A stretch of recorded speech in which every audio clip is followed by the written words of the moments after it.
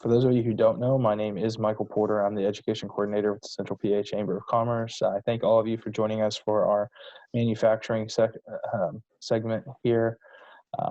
If you would be interested, or at this time, I'd like to introduce Matt McGovern of Keystone Wood. And there's more to it, but I'll let him go ahead and kick us off here. Okay, great. Well, welcome students. Glad you all could join us for this virtual career fair. Thank you for the Chamber of Commerce for putting this on. This is great. It's been a while since we've been able to really do this kind of thing. So yeah, as Michael said, my name's Matt McGovern. I am the educational specialist for an organization called Keystone Wood Products Association. And I don't represent just one company. I represent about 40 or 50 companies in central Pennsylvania in the forest products industry. I'm going to just share my screen to show a little bit about who KWPA is real quick. We'll see if this works.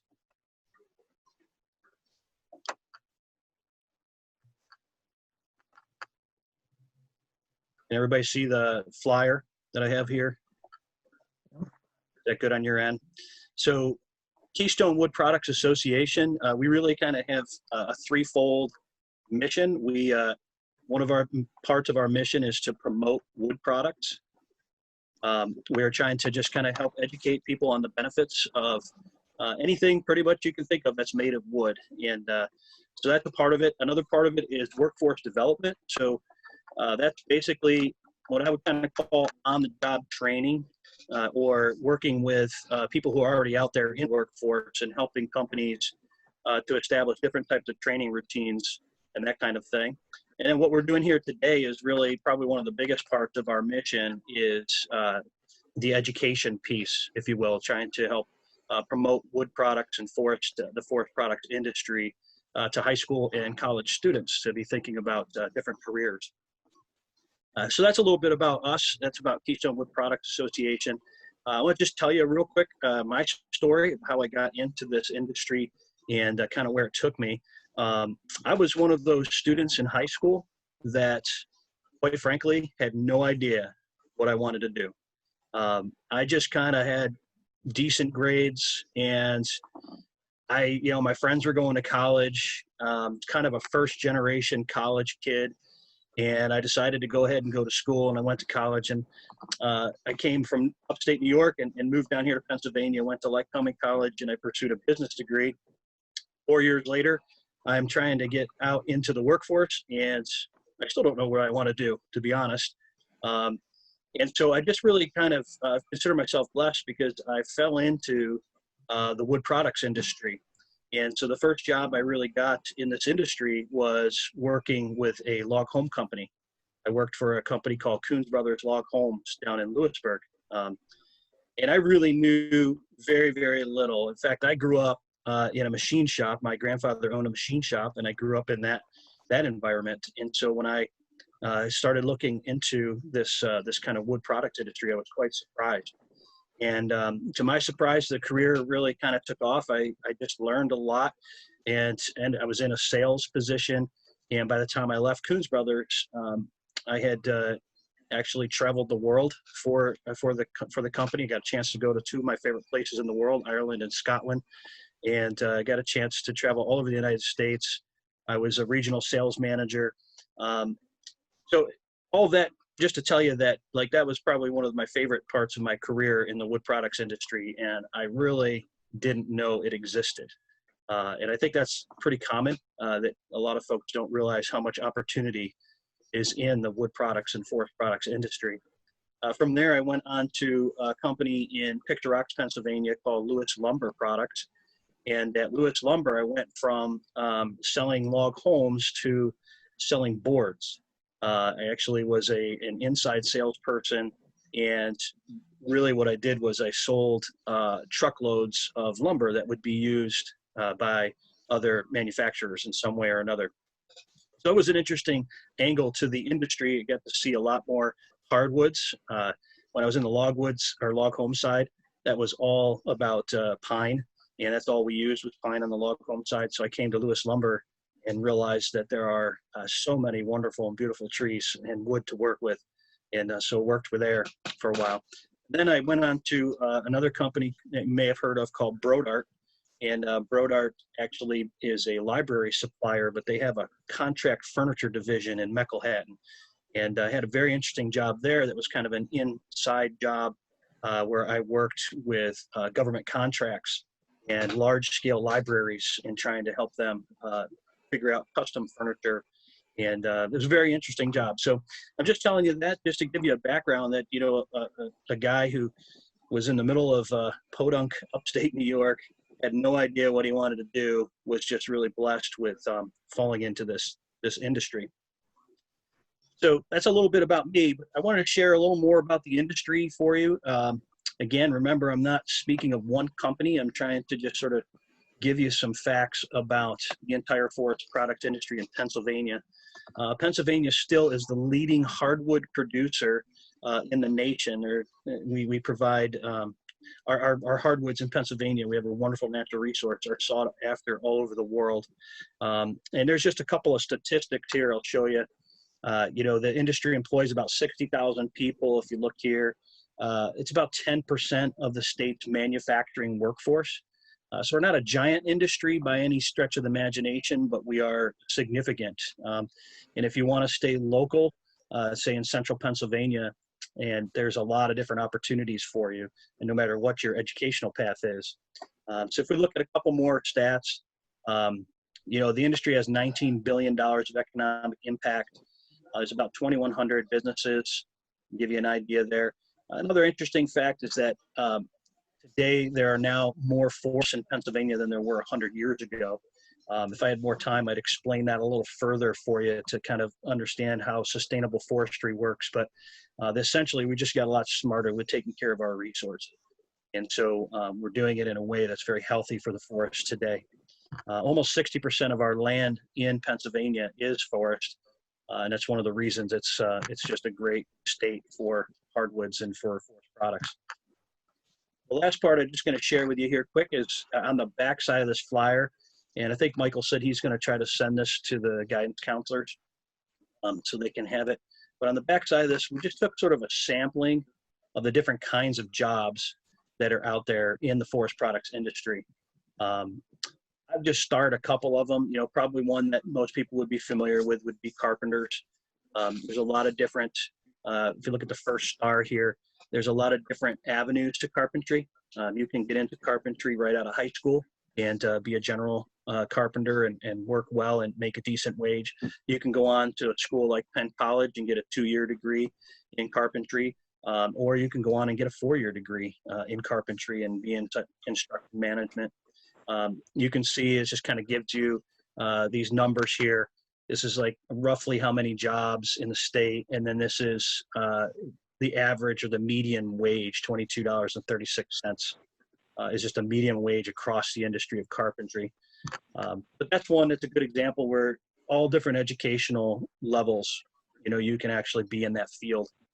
Another one, just to give you kind of some of the higher end, if you will, if you're college bound and you're thinking about business like I went and business management, you know, you can get into the management of any of these companies and be making a pretty decent wage.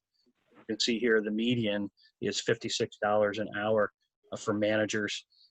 Maybe you're more of a person who's hands-on and you want to get into, maybe you like working with like diesel mechanics or that kind of thing, or you want to actually drive truck. There's lots of different types of trucking that happens in our industry, everything from log trucks to normal tractor trailers that are hauling sawdust and those kinds of things. So there's lots of different ways to get into the trucking side of it if you have a CDL or if you're going to pursue a CDL, that kind of thing. Same with the equipment. You know, if you're the type of student who just really loves working around heavy equipment, logging and forestry is for you. There are a lot of different types of equipment that need to be operated, and some technical training needs to be done there and make a decent living. If you're in the sales side of things, if you're a people person, that was kind of my side of career with sales and marketing. And you can make a decent living, even just, you know, a bachelor's degree or an associate's degree, or in some cases, depending on the product, you can do that right out of high school as well. Sort of highlighted that. And the last one I'll talk about is one that's pretty unique to the forest industry. You've probably heard of a forester. We are blessed to where we live because just down the road at Penn State, one of the best forestry schools in the country is right there. And, people go in and you need a 4-year degree to be a forester, but this is a very important position. This is somebody that really understands the environmental sciences and the ecology of nature and the forest. And they help to properly select trees to be harvested and help manage land. So it's a really interesting job. I know when I was at Coons Brothers, I loved talking to the foresters. I was kind of jealous because I had a desk job and I would have liked to have been out in the woods all the time. And those guys would tell me that the grass is not greener. It's, when you're out in the woods and it's negative degrees and you've got to do your job, that's tough. So that's just a sampling for you real quick. And just so you saw, a few of those, and you'll get a copy of this handout. So if you want to look at some other options, you're more than welcome. That's what I have for you, Michael. I'm going to stop my sharing here so that we can go back to it. But all right. Well, thank you, Matt. And to kind of follow up with you on that, we actually have a member who his company's called LEER Tree Care Services, and he actually got his forestry degree out at Penn State as well. And, okay, yeah. So you can even use this to become an entrepreneur if that's something that you're interested in doing as well. So thank you for your knowledge on that. And at this time, we'll transition to our next presenter. His name is Sam, and he's from PMF Industries.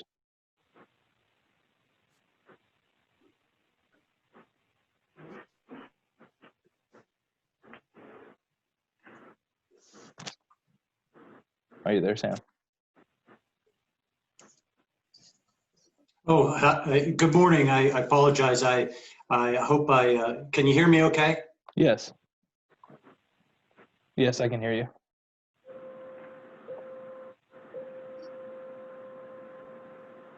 Okay. I apologize. I keep getting a message that my internet connection is unstable right now. I'm on Wi-Fi, so I apologize if it's a little sketchy. But thank you very much for this opportunity to talk today. My name is Sam Shea. I'm from PMF Industries. We're located in Williamsport, Pennsylvania. We do metal forming and machining, and little history on PMF. We do a unique process where we flow form metal parts, and basically what that means is an spin extrusion of a cylinder that you can see like behind me. Starts its life out as a flat piece of stainless or Inconel, and then we spin extrude it into a cylinder, and then we have to machine it. But one of the reasons that I'm here to talk today is about our apprenticeship program. About 4 years ago, maybe actually 5 years ago, we started on a process of looking at how we could help replace machinists that had been in the industry for many, many years. To give you an idea, in the last 3 years, I've lost over 8 machinists to retirement with over 300 years of experience. And young people today just weren't seeing the benefit of going into the machining world. And we had to do something about it. So we really got involved with an apprenticeship program. And basically what an apprenticeship program is, it's a state-approved program where you come into the program, and we're organizing the local high school CTC centers, for example, Sun Area Tech, which is out of this area, and also Columbia Montour. We also have Williamsport High School. We also have Jersey Shore. We have Keystone Central and CPI, Central Pennsylvania Institute of Technology, all aligned to our apprenticeship program. And students can go through the high school program and the machining program at one of these schools and then get an interview for an apprenticeship at PMF. And we have other member companies that are involved with the apprenticeship as well. When you get a job in an apprenticeship program, you're working on the job for 3 years.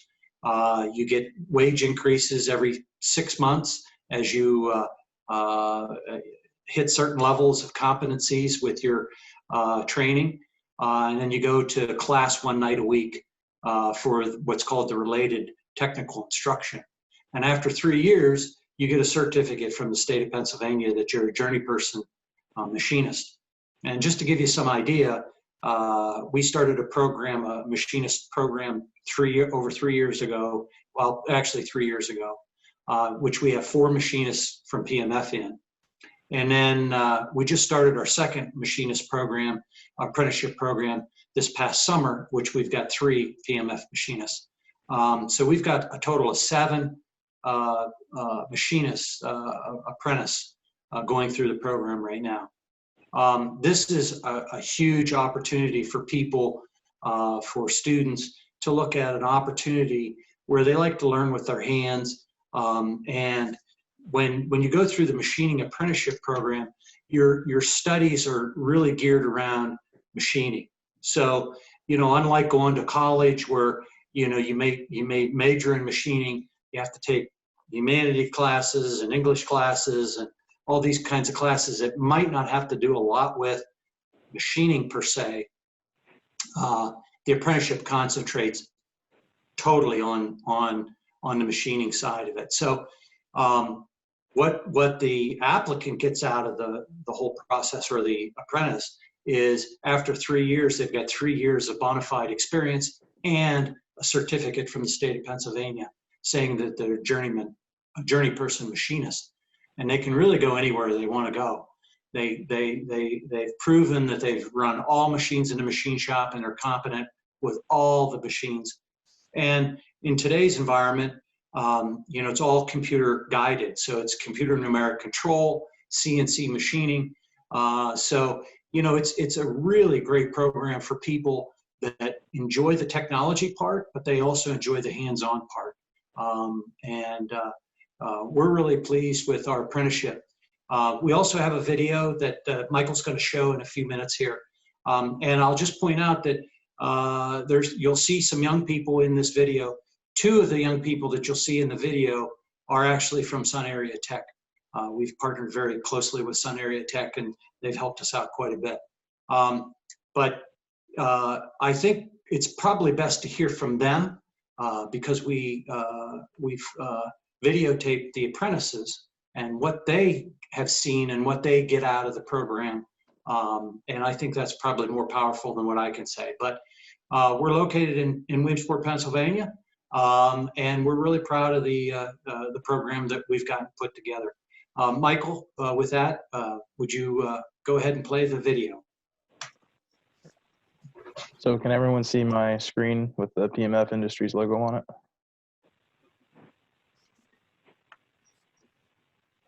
If one of my other presenters want to tell me if they can see it, that'd be great.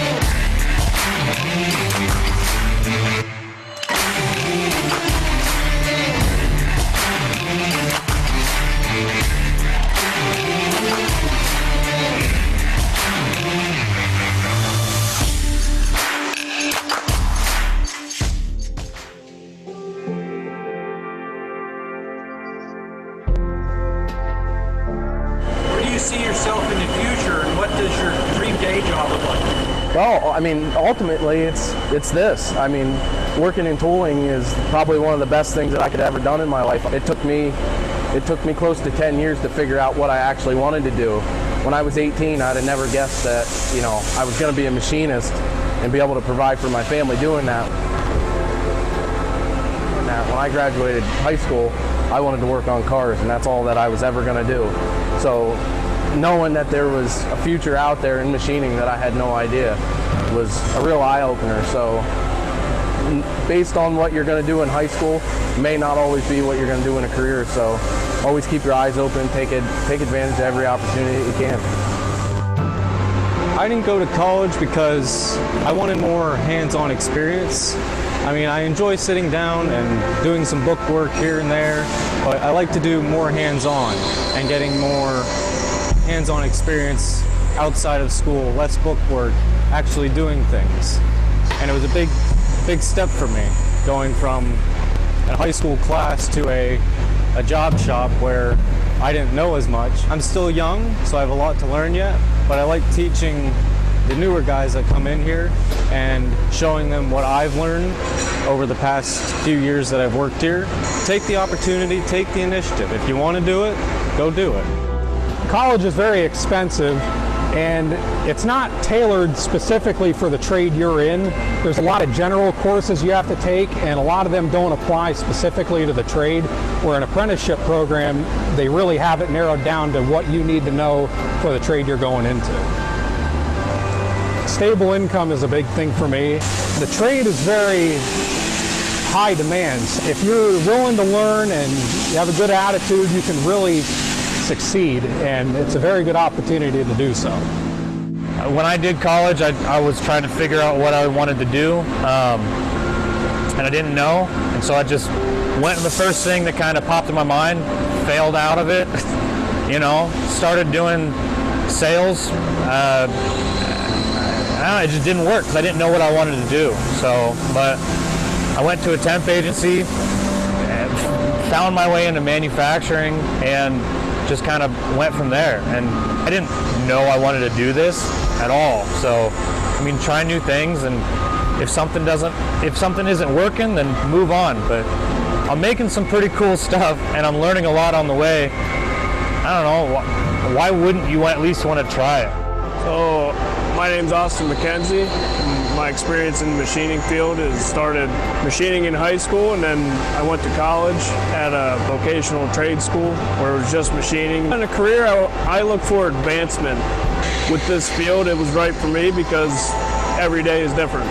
Typically, we have our Taylor freezers on one end that were in the sheets, and some of the gas stations and stores you'll see those ice cream freezers, and then we go a whole way to aerospace products where jet engines, we do stuff for Rolls-Royce and Hamilton Sunstrand, and stuff like this. It requires the skill that you can learn in the apprenticeship program to really be able to understand what's going on here and how to program them and know when something's wrong or know when it's all right.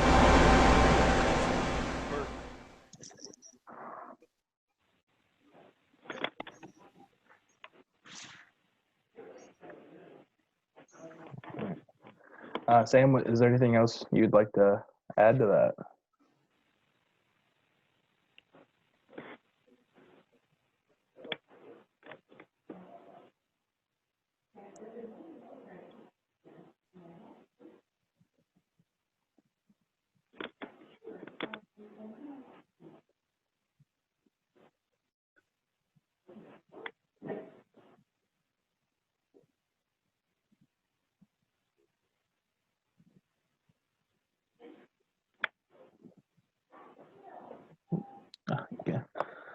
Candy, I want to say, sorry, must have been muted. I'll say, Candy from PikRite is actually our next presenter, and if you'd like to go ahead. Sure. Thank you for having me today, and I appreciate the opportunities for PikRite to present ourselves. I'm just going to tell you a little bit about the positions that we offer here, as well as what we do, things like that. I don't have any presentations for you all, I apologize. But basically, PikRite is a premier manufacturer of commercial truck bodies, as well as farm equipment such as harvesters and spreaders. And to get those products made, we rely a lot on fabricationists, machinists, welders, assemblers, parts areas, service, sales, engineers, and even people like our bookkeeper, marketers, and I know I'm missing people, but there's a lot of positions here that people don't even think about. But I'll start with some of the obvious, like our fabrication people, such as machinists, our people that work with saws, press brakes, that kind of thing. Some of the experiences that you might have that would work for our facility for that position, for those positions, would be somebody that would be good with mathematics. So if you're somebody that can convert fractions to decimals and vice versa, you would be a great fit for something in the fabrication department. Reading tape measure, a lot of people don't think about it, but there's a lot of people that can't tell the difference, like between 1/4 of an inch, 1/8 of an inch, and so on. So those are big things that are helpful. Welder, I believe, I'm not sure if your school offers a welding shop, but if not, if you can find a way to get welding experience, even again, mathematics is helpful for that, but also with any of these positions, practicing your skill, especially for welders. Practice doesn't necessarily make perfect, but it does make better. So if you are practicing, you can get past the porosity. A good steady hand is something that's good for welding. Following direction, reading blueprints, all of that is helpful for welders. Paint department. We actually have a sandblast booth and 2 paint booths. And so for that position, somebody that has maybe an artistic flair is really good with that. But again, if your school offers any type of collision or body repair, anything with the automotive type of thing, that is really helpful for paint department. Assembly, you know, if you're mechanically inclined, you are somebody that would be great in the assembly department. Again, that requires blueprint reading and being able, again, to be able to use your hands and to also think outside of the box, because not everything is black and white. When you get out of school, you'll find that not everything is, you know, black and white. And so to be able to be a problem solver is definitely helpful with assembly as well as service. And those departments, you definitely cannot mind getting dirty, or, you know, when you're working on the spreaders, you can't mind certain smells, things like that. With all of these departments too, you can actually, or positions, you can actually go to college to fine-tune skills that you might learn in high school. That would be totally up to you. Sometimes if you do have a college education, that helps to afford maybe a bump up in increase in pay upon hire. And then we would expect for you to be able to show that you know those skills. And then we have an engineering department, product engineers. They go to school, they get their bachelor's in in mechanical engineering as well as the electrical engineering. And so, you know, that's something you might want to think about as well. I know you guys have a really good drafting department, a really good drafting teacher. So you may want to look at something like that. You know, take a course if you can in high school for that, and that would be helpful for you. Sales, purchasing manager, those are really good as far as hone tuning your, what they call your personal skills or your soft skills. Soft skills help you to develop relationships, and in those relationships, you start to sell, or you are able to get really good deals for your company. And if you decide that you want to be a purchasing manager, that's a really good skill to have, is those relationship skills. With bookkeeper and with most of these positions, mathematics are definitely a plus. If you have accounting classes, I would recommend you take some of those. Even personal finance is good. for bookkeeping, because a lot of what you're using in your business class or business classes are also good to take. But a lot of what you're using in business, you actually have used or will be using in your adult life, in your personal life. The best thing too, that I'm just going to give you a little bit of advice, if you can learn to follow directions, take some mathematical courses, because they're very important. Being diligent enough to practice your craft and to tune into the skills that you already have. You need to be able to form good relationships again, both in the company with your coworkers that you're working with, but also outside of the company. There needs to be a huge emphasis that's placed on positive attitudes, because we place a huge emphasis on positive attitudes, willingness to get the job done, willingness to work with others, and also to dependability. If you are somebody that sometimes you'll come to class and sometimes you won't, you want to definitely fine-tune that and work on your attendance and dependability, because those are very important here at PikRite. And that's basically my presentation in a nutshell. All right. Well, thank you so much, Candy. Thank you. So our next presenter is Evelyn Roberts, and she's with LEER here in Milton. Evelyn? Hold on. Hold on, you're muted. There you go. I'm mute. Am I there now? Yeah, you're good now. Hello. So I do work for LEER, and we make fiberglass and aluminum truck caps. We are one of the top manufacturers of truck caps in the country. We do manufacture them in 3 different plants across the country for the entire United States and Canada. So if someone wants to move to another location, there's always a possibility of getting hired in Elkhart, Indiana, or even in California. We have multiple positions. We do not just push a button for any of the things that we build. It is all manual labor, hands-on, from taking an empty mold and putting the fiberglass product into it, getting it ready to put the product into it, to pushing it out the door and loading it on a truck to be delivered up and down the East Coast. Our location delivers up and down the East Coast and into Canada.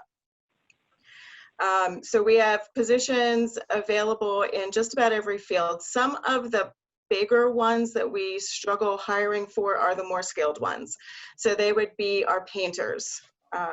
Painters need to have experience with automotive painting. They not only need, it's not so much the creative stuff, but it's production painting. So you need to be able to be accurate, no flaws, and do it quickly. So it can be tough to do sometimes. But anybody who's been taking automotive painting is a great candidate for that. We have paint prep. They are preparing the cap for paint. It's not as much skill set, but it's a great way to get your foot in the door and then learn to paint as time goes on. We have multiple people who have moved from a paint prep position into a painter position. They basically sand the cap, repair any flaws that are in it, and get it ready to paint. In addition to our fiberglass plant, we also have an aluminum plant where we build aluminum construction caps. So those caps are things that you see like electricians or plumbers driving down the road with ladders hanging off of them and all that stuff. We hire people building those caps, and we also hire welders. A lot of schools don't do as much training in the aluminum TIG welding area. It's a lot of different other welding, which I'm not an expert in any of that, but aluminum TIG is a little different. So if you're interested in some of that, we do require knowledge in aluminum TIG. And we actually just hired somebody who just graduated from Sun Tech. So he had taken some aluminum TIG there and was very good at it. Other than that, most of our positions are just entry-level positions where you can get your foot in the door and learn other things. We're a reliable company who has lots and lots of work right now. We're actually expanding, so we're looking for quite a few people. I'm going to kind of piggyback on what the last lady was talking about. Some of the things we really look for that are more important than skills are reliability, dependability, being able to be here on time every day, being willing to take direction and work with other people. Those are important life skills that you're going to need for just about anywhere you go. I don't have a whole lot more than that. If you have any questions. Yeah, that's great. And so I'll piggyback off of both Evelyn and Candy and say one way that a lot of our students that participate in our there's actually a program that the Central PA Chamber and our Business and Education Association offers. It's called our School Counts program. And this program helps to highlight that students have throughout high school been able to have a good attitude, have good attendance, good punctuality, put forth a good effort in school, and if they get a certificate at the end of each year. And so being able to have that and accompany that with a resume would actually be a great opportunity for you all to find some great high quality students to be able to be employed with your businesses as well. So thank you for leading into that. And we do have a little bit of time for questions and answers for a question and answer session for all of our panelists. So if anybody has any questions, feel free. You can either unmute yourself and ask the question, or you can write it in the chat. So I'll give you all a couple minutes to see if you have any questions for our presenters.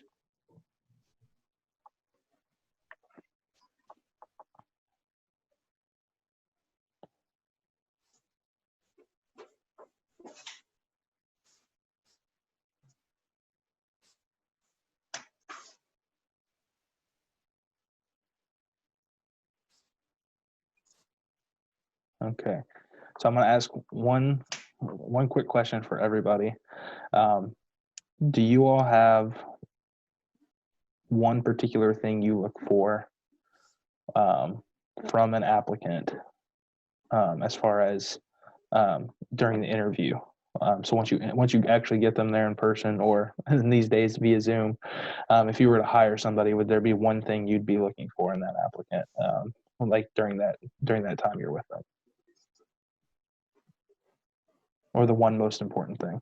And I'll just let everybody answer in the order that they presented. So Matt, if you have something.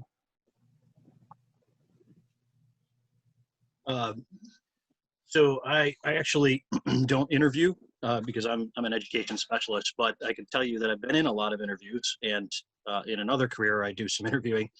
And I'll just say an old adage that I thought was really interesting is they say that in most interviews, somebody will know if they're going to hire you in the first 7 minutes. So first impressions are everything. Having it together, being on time, being early, even, and just presenting yourself well, confidently, goes a long way. First impressions really mean a lot. So that's all I would add to that. All right. I'm not sure, 100% sure if Sam's ready, so I'm going to go ahead and skip to Candy real quick. Sure. Pretty much the same as Matt. We look for, if you're early or on time, if you're prepared for the interview, if you're not stumbling around during the interview. Also, appearance. Even though we're hiring welders and things like that, we don't want you to come in a suit, obviously, but nothing offensive on the t-shirt, that kind of thing. Absolutely. So, yeah, those kinds of things are what we look for. Okay. How about, all right, Sam, you're up there now. Sam, what would your answer be to that question?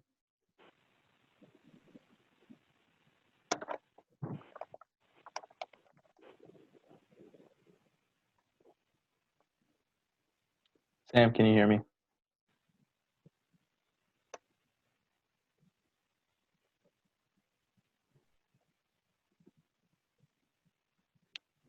Okay.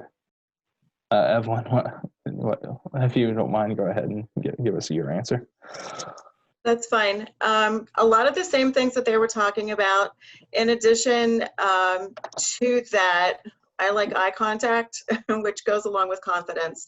Absolutely. And just paying attention, not getting your phone out.